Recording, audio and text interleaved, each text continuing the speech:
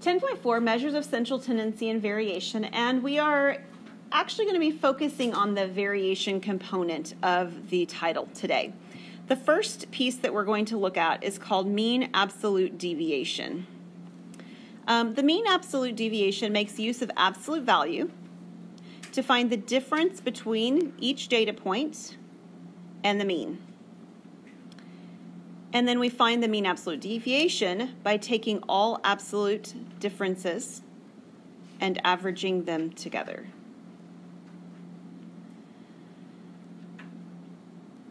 So we're going to do an example with mean absolute deviation, and actually I think I may want to jump to that. We'll just jump to example 5, part A, where it's got mean absolute deviation. Mean absolute deviation and standard deviation, which we're going to find after this, you can find them in more than one way, like visually speaking, but I think creating a table of values is probably the easiest way to keep your values organized. So think spreadsheet, like Excel kind of stuff. So what we're going to do is we're first going to have to find the average of all these values, the mean. So if you want to grab your calculator, the first thing we're going to do is to find the mean of 18, 22, 22, 17, 30, 18, and 12.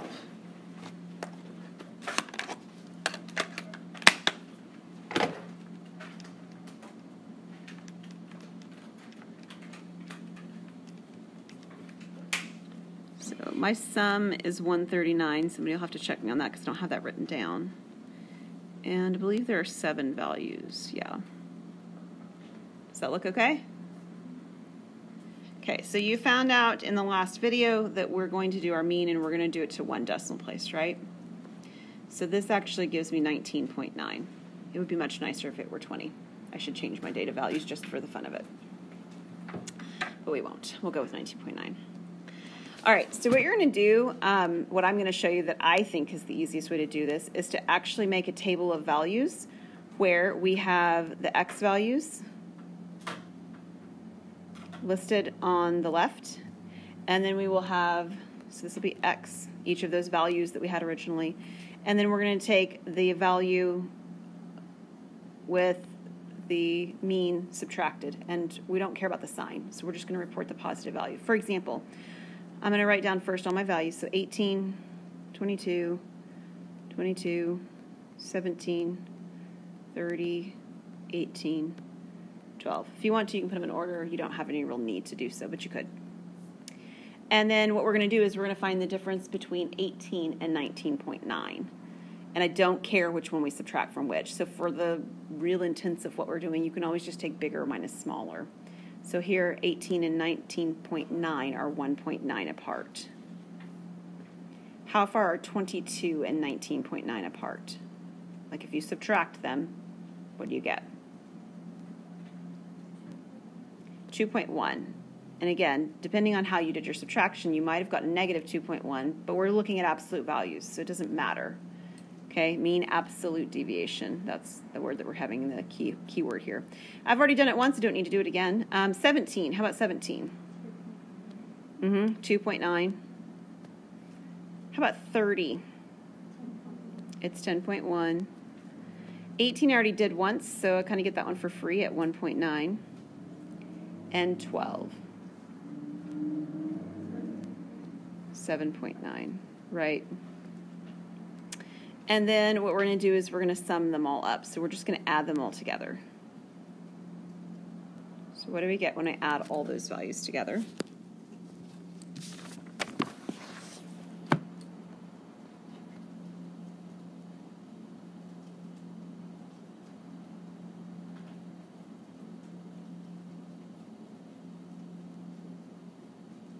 What do you have?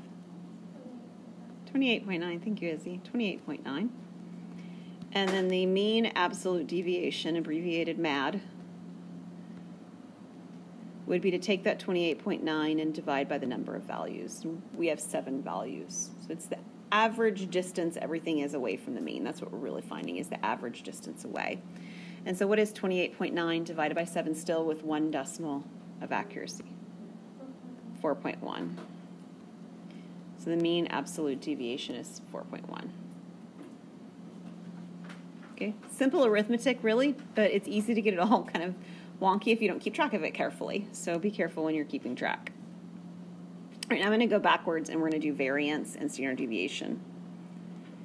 Okay, so variance variance is a means to find a way to find standard deviation. So I've sort of written it as a series of steps because we're going to create much the same kind of a table. The table is just more involved than the one we just did. So we're going to find the mean. We just did that. We're going to subtract the mean from each number. We just did that. So steps 1 and steps 2 are very much like the last things that we've done. But on step 3, we're going to square everything, which is, again, why, like the absolute values was the reason the last one didn't matter, the order I subtracted. But now I'm going to square things, so the order of subtraction doesn't matter either. Step 4, find the sum. Well, we did that last time, right? Find the sum. And then step 5 is to divide by the number of values. However, we squared in the middle of all this, so once we get done, we've found the variance, but to find the standard deviation, we take the square root. So we're undoing the squaring process. Okay? So let's do the same thing with the same values here. We're going to find the variance and then the standard deviation. So we're going to set up the chart very much the same way with my values like I did before, 18 down to 12. So 18, 22, 22, 17, 30, 18, and 12.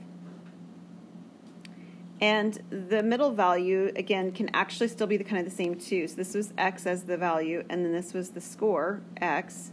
I'll just use x, actually, minus the mean. We've already done the mean for this, so I don't need to do that again. Let me just remind you up here what it was. It was 19.9. And we already had those values as well. So right now I'm just copying it from the other table, which was on our previous page.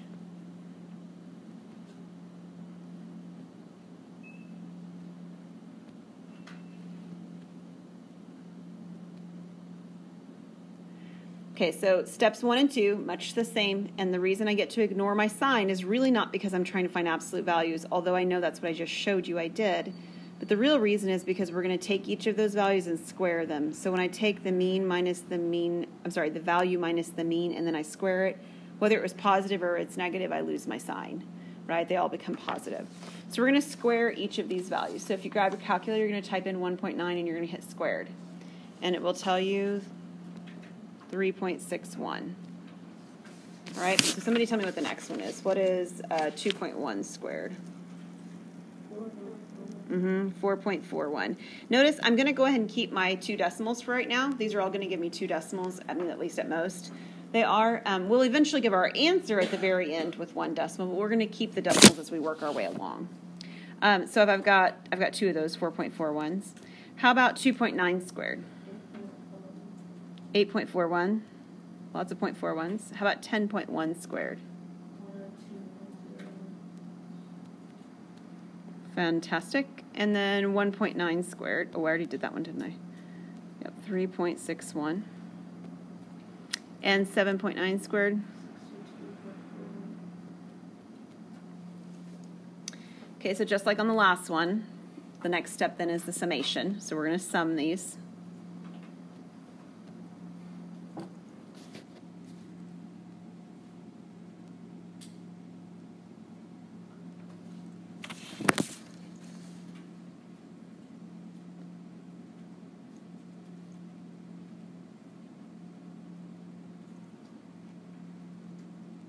Does anyone have it?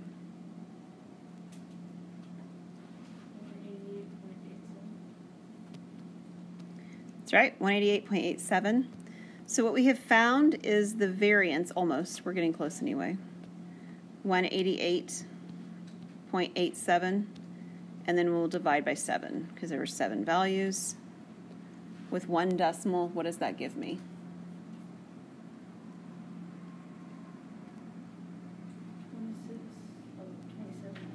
Yeah, it's actually 27.0, the way it rounds. We will record it with the 0.0. That's actually what tells us that we've really looked at the fact that there's not just another random number next. We know it's a 0 next, 27.0. So that's the variance. But then to find the standard deviation, all I have to do is to take the square root of the variance. So that's the square root of the 27.0. And if I do that and then round to the nearest 1 decimal to the 10th place, what will I get? Yeah, 5.2.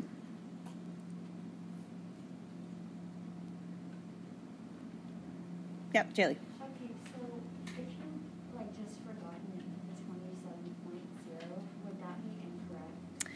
It would be like a minor error. You'd get minor points taken off or something like that. So to be honest, like on a homework, I probably would count off like 0.5, or it might not be counted off at all, but then on the test you'd get counted off, but it wouldn't be significant, like maybe 0.1 or 0.2 or something like that. So it wouldn't be completely wrong, but you'd miss points for accuracy is the idea, because I wouldn't know if you were rounding to the whole number or if you were rounding to the decimal and knew that it was a 0, because I don't know. Yeah. Is there any other questions on that one?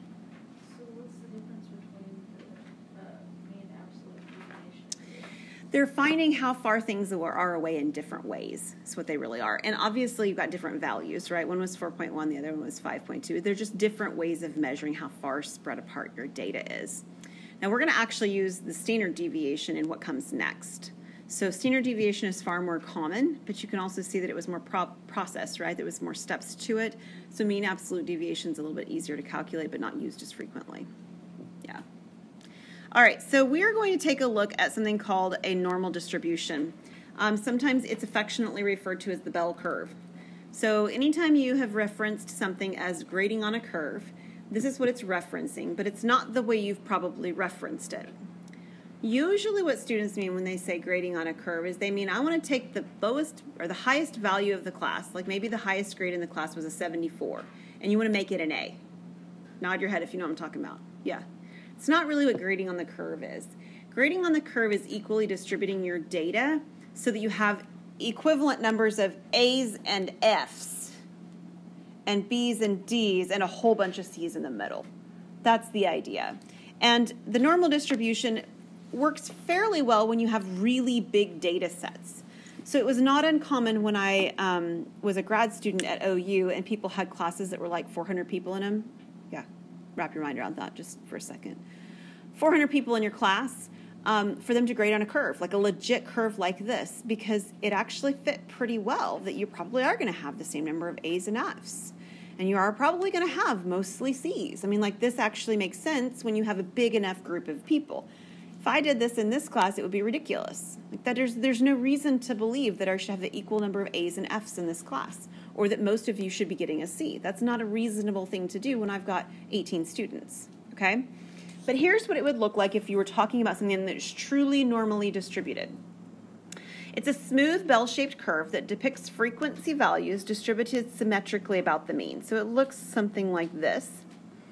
And the peak right here is the mean, okay? So it's a bell.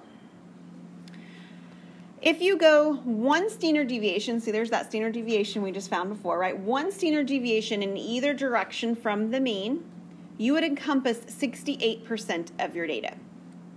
Okay, so if we were thinking about this in terms of a class distribution, 68% of the people, would be the idea, would get C's in the class or on the test or the whatever we were calculating.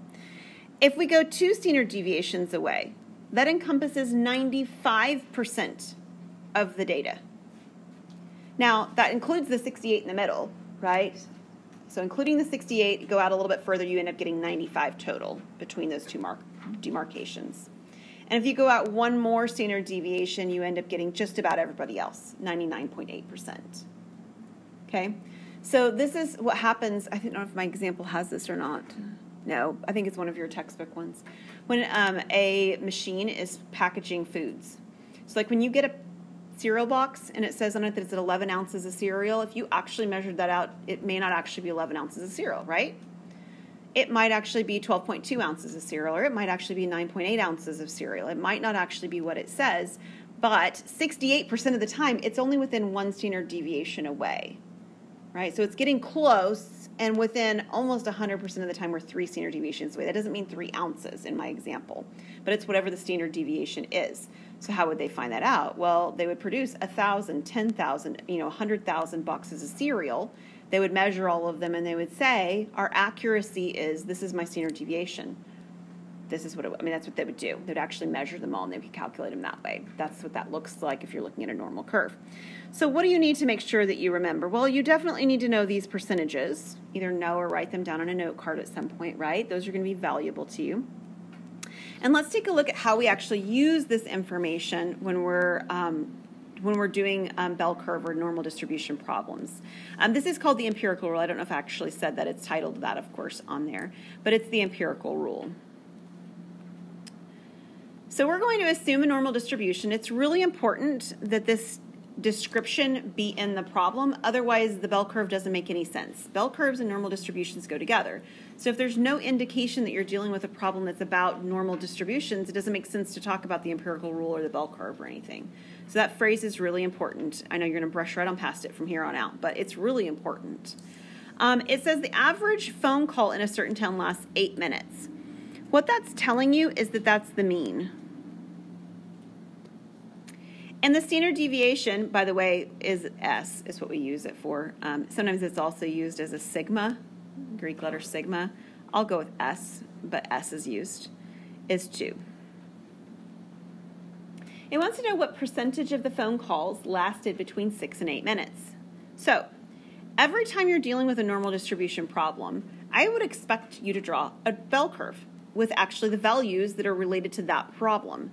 So you're going to draw a bell curve. I'm not interested in how beautiful it looks. I mean, beautiful's great, but that's not my point.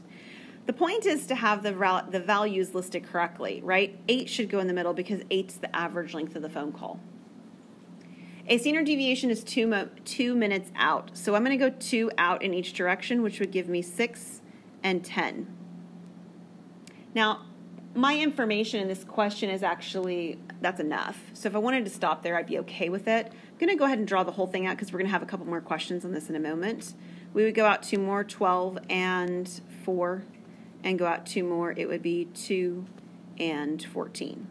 So obviously my picture's definitely not symmetric because it's a sketch, and I'm okay with that. But the numbers are accurately drawn, okay? So it's wanting to know between 6 and 8 minutes. It's wanting this piece right here, right? So the empirical rule says that we have 68% of the data between 6 and 10. So how much data do you suppose is between 6 and 8? And how did you get that? Right, it's half, right? It's a symmetric graph. So if I've got 68%, if I go out 1 standard deviation, if I only go in one direction, it would be half of that. So this should be 68% divided by 2, which is 34% of the data. So it's exactly right. All right, part B, it's on the same question page as yours is. I'm going to actually take my graph and move it over here so that I've got it on my next page too. But I don't really want these lines or this shading in. Okay, so I'm back to sort of square one. It wants to know the percentage of the phone calls that lasted less than 4 minutes. So 4 minutes is down here. So we're talking about this space out here, right? Yeah. So that's a trickier question than the one I just had. Now, it is symmetric. So if I sort of imagined calculating the area out here and out here, right, from 4 to the left, and the equitable value would be 12 and up. So how much is trapped in here? How much is trapped between 4 and 12? 90 what? 95. Right, that's 2 standard deviations away, so it's 95% that's trapped between 4 and 12. So if 95% in here, so the part that's on the outside would be the rest of it. So how much is on the outside then? Totally? 5%. There's 5% on the outside. But I don't have both outsides. I only have the left-hand component. So how much would I have? 2.5. I'd have half that, right? So there's definitely more steps in this process, but you're still going back to that empirical rule to make all your decisions. I wrote it all funny. I meant to write 5. 5% divided by 2, and it's the 2.5 you guys just told me exactly.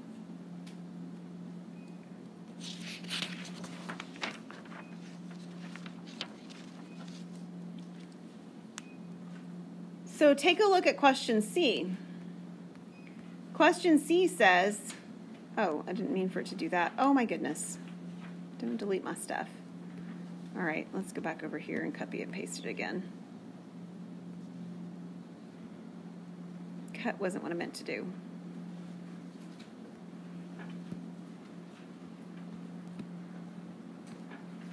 Okay, same picture as before. And I want it to be more than 12 minutes. So that's this piece right here. Before you reinvent the wheel, you should notice something. What should you notice? That's the same question as it was on the last problem, right? I mean, it isn't, but it is. It's the same area, amount of area anyway. It's just the other half of that 5%. So this is the other half of that 5%. So same as before, it's the 5% divided by 2. Okay, does that make sense? Okay, so we're going to shift gears. The last question actually is something that is normally distributed, by the way, IQ scores. IQ scores is an actual legit normal distribution kind of quantity. The mean IQ scores for 1,500 students is normally distributed with a mean of 100 and a standard deviation of 15. So the first thing I'm going to do is I'm going to draw a picture representing that data. So right here in the middle is my mean of 100. And standard deviation is 15, which means I need to go out 1, 2, 3 in each direction, and I'll label those values. So let's just go bigger than 100 first. So 15 more is 115. What's 15 more than that? 130, and 15 more than that, 145. Now we're going to go the other direction. 15 less than 100 is 85. 15 less than that is 70, and 15 less than that would be 55. So this is the numbers that you would be wanting to start by setting everything up. The question itself is irrelevant until I get all the graphs sort of drawn in.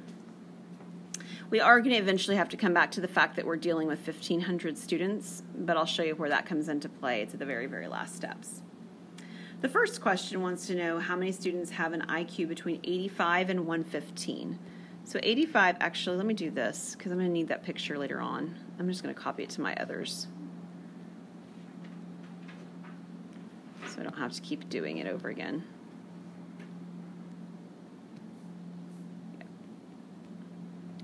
Okay, so 85 to 115 would be shaded in between here. Okay?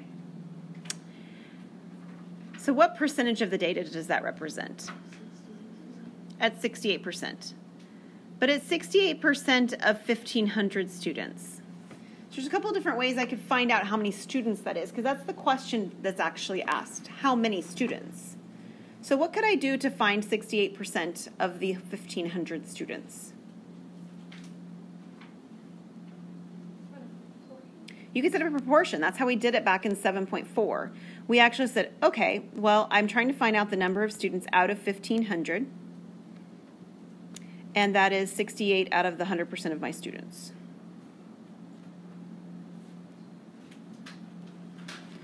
So we would cross multiply. I would get 100x equals, I don't know, what is 68 times 1,500? I don't have that written down. 100 what? 102,000. Nice. And then if I divide by 100, we get 1,020 students. And again, we would want to write students at the end. Just like on the other problems, we would want to write percentage at the end. It's 1,020 students. Another possibility is that you could take that 1,500 and multiply by 0.68. That will also give you 1,020 students. It's another way. We haven't really talked about it like that, but that is a correct application. All right, part B has us going from, let's see, Oh, wait. Oh, yeah, sorry, I was already looking at C on my paper. Has us going from over 145. Whew, wow, here at the very edge. Over here, the very edge. All right. Well, I don't have an empirical rule that talks about the edges. It's always talking about what's in the middle. All right, so I want to go from this point back to the middle, all the way to its equal value over here, which is the 55. So how much data is in between the 55 and the 145? 99.8% of my data. So what does that leave for the outer edge parts? Yeah, 0.2. It's 100% minus the 99.8%, which is actually 0.2, not 2, but 0.2%. That's on the outer edges. But do I have both outer edges? No, I only have the top one on this question, so it's half of that. So it's actually 0.2% divided by 2, which gives me 0.1%. Still not 1%, 0.1%. Right? That means 1 out of every 1,000 is what that actually means. Okay?